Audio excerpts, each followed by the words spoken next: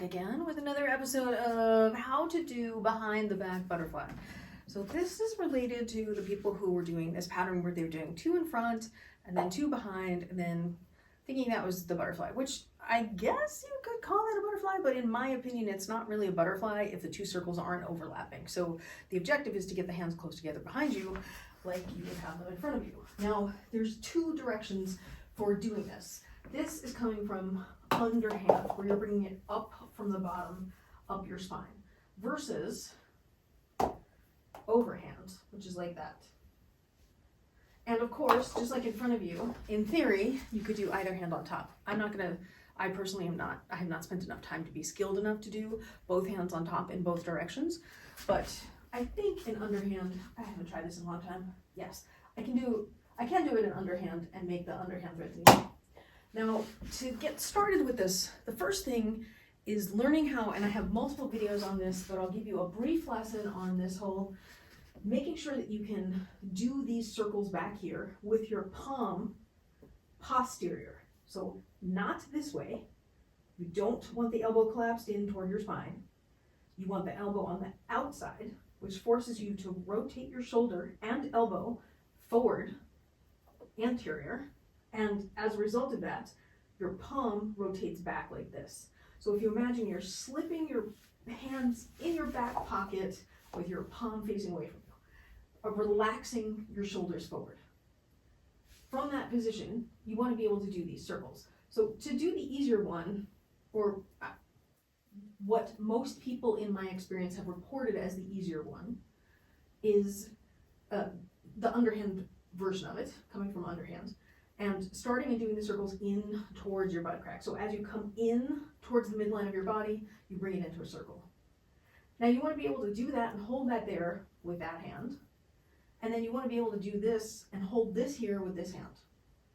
And then once you can do that, and by the way, I recommend you do learn this version of the hip rail where you're going front to back, not just this version where you're going front to back with the palm forward. I recommend learning it with the palm back also. And not just being able to do 1, 2, 1, 2, 1, 2, 1, 2, but being able to do 1 in front, 1 behind, 1 in front, 1 behind. And I recommend doing that with both hands in whichever direction it is that you start out doing the underhand, or start out doing the butterfly end, which, if you're doing what I'm doing, is underhand. So once you can do both of those circles, you can get into it the way you were doing that other pattern that I saw. I saw multiple people do this week. So this is for all of you. I don't want to single anyone out or miss anyone. So this pattern where you're doing 2 in front, 2 behind, 2 in front, 2 behind. This is a cool pattern. It's a type of hip rail. It's kind of like a lockout. A lockout is where you take a move and you make a 2-petal flower. So technically it is a 2-petal flower, but it's like a weird positioning for a 2-petal flower. And you're just doing 2 and 2. What you could do though is do the 2, bring it back here, and then the other day when I did that video, I said one of the easiest ways to learn how to do the butterfly with either hand on top is to start with a split time butterfly. I think that is also true for this guy back here. Going into split time and walking your hands in toward each other might really help you get the basics of the move. Also, it's a nice contrast between same and split, and same and split, and same and split, and same and split. And you can use that in a performance context pretty well. And you can get, in theory, once you have practiced, walk it in, walk it in, walk it in, walk it in, and then sync it up, sync it up, sync it up, however many times you need to in order to get that comfortably. That is the underhand opposite behind the back butterfly, which is different than the overhand opposite version. Because you start, right? So from overhand, it's like this. It's going out at the bottom of the turn, away from your butt crack with both hands, not towards your butt crack. But, you know, it can be done.